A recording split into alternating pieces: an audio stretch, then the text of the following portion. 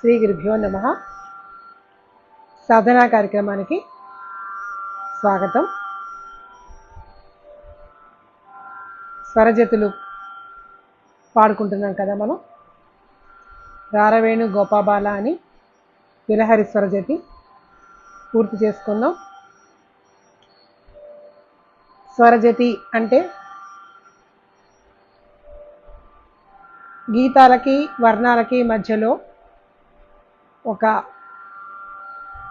అనుసంధాన ఇదిగా కూడా ఉంటుంది. ఇది అనుసంధానంగా కూడా ఉంటుంది. అంటే గీతం నుంచి వర్ణంలోకి వెళ్ళడానికి మధ్యలో ఉండే ఒక ప్రక్రియ. ఒకటోలాగా first speed, second speed, third speed అని పాడుకో, కింద కాలం పై కాలం అని పాడుకుంటుంటారు. ఎక్కువగా పైకాలంలో పాడేస్తుంటారు. స్వరము సాహిత్యము రెండు ఉంటాయి. పల్లవి ఒక్కొక్కసారి అనుపల్లవి ఉంటుంది, ఒక్కొక్కసారి ఉండదు. చరణాలు ఉంటాయి, ఒక 4-5 చరణాల దాకా ఉంటూ ఉంటాయి. సాహిత్యం అంతా ఎక్కువగా భగవంతుని కీర్తిస్తూనో శృంగారభరితంగానూ ఉంటూ ఉంటాయి. స్వరజతులు రచించిన వారు ఎవరు అనేది ఎక్కువగా పేర్లు బయటికి తెలియవు, ప్రచారంలోకి రాలేదు. ఇవన్నీ మనం ఆల్రెడీ చెప్పుకున్నాం ఫ్రెండ్స్. స్వరజతి అంటే ఏంటనేది చెప్పుకుంటూనే వచ్చాం మనం ముందు నుంచి. ప్లీజ్ నా ప్రీవియస్ వీడియోస్ వాచ్ చేస్తే అన్ని వివరాలు దాంట్లో ఉన్నాయి. ఈరోజు ఖమాస్ రాగంలో శివుని మీద ఒక స్వరజతిని నేర్చుకుందాం, పాడుకుందాం. ఈ ఖమాస్ రాగం అనేది 28వ మేళకర్త అయిన హరికాంబోజి అనే రాగం యొక్క జన్యము. ఇంతకుముందు మనం కాంబోజి రాగంలో గీతం నేర్చుకున్నాం, అది కూడా హరికాంబోజి రాగజన్యమే. ఈ ఖమాస్ రాగం కూడా హరికాంబోజి రాగజన్యమే. ఈ ఖమాస్ రాగం వక్ర షాడవ సంపూర్ణ రాగం అని చెప్పచ్చు. అంటే ఏంటి అనేది నేను ఇంతకుముందు చాలాసార్లు చెప్పాను. షాడవ అంటే 6 స్వరాలు ఉంటే షాడవ అంటారు. ఆరోహణలో 6 స్వరాలు, అవరోహణలో సంపూర్ణ రాగం అంటే అవరోహణలో పూర్తిగా 7 స్వరాలు కూడా ఉన్నాయి కాబట్టి దీనిని షాడవ సంపూర్ణ అంటారు. కానీ వక్రం అన్నమాట, అంటే స్వరము వరుసలో రాకుండా వక్రంగా వస్తుంది ఆరో మూర్ఛనలో. అందుకని దీన్ని వక్ర షాడవ సంపూర్ణ రాగం అని కూడా అంటారు. అలాగే ఇది భాషాంగ రాగం అని కూడా అనొచ్చు, ఎందుకంటే దీంట్లో అక్కడక్కడ కాకల నిషాదం అప్పుడప్పుడు వస్తుంది. దీంట్లో ఒరిజినల్గా ఉండేది కైసిక నిషాదము, జనక రాగంలో ఉండేది కైసిక నిషాదము. అదే ఇందులో జన్య రాగంలో కూడా ఉంటుంది, కానీ అప్పుడప్పుడు కాకల నిషాదం ఎక్కడన్నా వస్తూ ఉంటుంది కాబట్టి భాషాంగ రాగం అని కూడా అంటుంటారు. ఈ ఖమాస్ రాగంలో మైసూరు వాసుదేవాచార్యులు గారు రచించిన కీర్తన ఒకటి బాగా పాపులర్. అది ఒక సినిమాలో కూడా, శంకరాభరణం అనే సినిమాలో కూడా పెట్టారు. బ్రోచేవా ఆరెవరురా అనే కీర్తన, అది బాగా పాపులర్ అయిన కీర్తన. ప్లస్ సీతాపదే నా సీతాపదే నా మనసునా సీతాపదే నా మనసునా సిద్ధాంతమాని యూనానురా అని త్యాగరాజ స్వామి కీర్తన. ఇది ఖమాస్ రాగంలోనే ఉంటుంది. ఖమాస్ రాగంలో చాలా మంచి అందమైన రచనలు ఉన్నాయి, ఎక్కువ శృంగారభరితమైన రచనలు ఉంటాయి. ఈ రాగం దానికి అందంగా ఉంటుంది. ప్లస్ భక్తిపూర్వకంగా కూడా ఉన్నాయి. ఈ సాంబశివాయనవే అనేది ఈ స్వరజతి. ఇది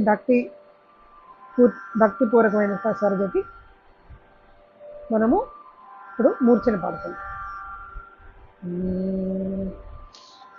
సా పా సా పా సా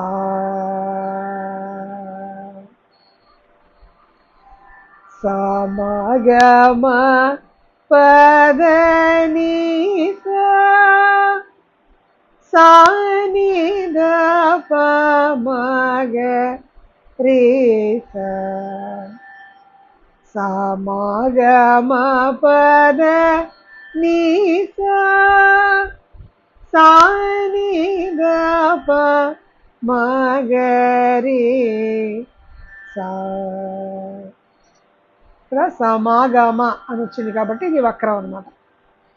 మామూలు డైరెక్ట్గా స్ట్రైట్గా సరిగమ రీ అసలు లేదు, రిషభం ఆరోహణలో లేదు. డైరెక్ట్గా సగమ అని కూడా రాకుండా సమగమ అని వస్తుంది. సమగమ పదని సానిద పమగ రే అంటే చతుశ్రుతి రిషభం అంటే రీటు, అంతరగాంధారం, శుద్ధ మధ్యమం చతుశ్రుతి దైవతం, పంచమం చతుశ్రుతి దైవతం, కైసిక నిషాదం అంటే నీటు, రీటు, గాత్రి, మా వన్, పంచమం చతుశ్రుతి దైవతం అంటే దాటు, నీటు. ఇది స్వరాలు. చిన్ని కృష్ణదాసర్ అనే ఆయన దీన్ని రచించిన ఆయన. స్వరజతో స్టార్ట్ చేసుకుందాం. ఇది కూడా ఆది తాళమే.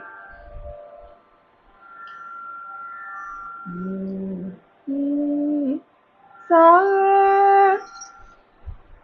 సా సానిద ప మగ మా గమ ప దని సా సానిద ప మగ మా గమ ప దని సా రిని సదా ని పదమా పమ గమ ప దని అది అనుపల్లవి కిందకి వస్తుంది. సారిని సదా ని పదమా పమ గమ ప దని సా సా సానిద పమగ మా గమ ప దని సా. అక్కడ సా 4 వస్తుంది. సా సా సా సా సాని ద ప మగ మా గమ ప దని సా సా. అక్కడ 3 సారిని సదా ని పదమా పమ గమ ప దని. అలాగా స్వరాన్ని డివైడ్ చేసుకుంటూ చూసుకోవాలి. అది అనుపల్లవి. ఫస్ట్ చరణం లేదు, ఫస్ట్ ఒక చరణం కింద తీసుకోవచ్చు. సెకండ్ చరణం సారీ సని రి ని సారీ సని ని సానిద దని దప మద మగ సమ గమ పదని సారీ సని ని సానిద దని దప మద మగ సమ గమ పదని సా సానిద ప మగ మా గమ ప దని సా. అవి పల్లవి 2 చరణాలు స్వరం పాడాను. ప్రాక్టీస్ చేసుకుందాం. తర్వాత క్లాస్లో మిగిలిన పాడుకుందాం. శ్రీ గురుభ్యో నమః.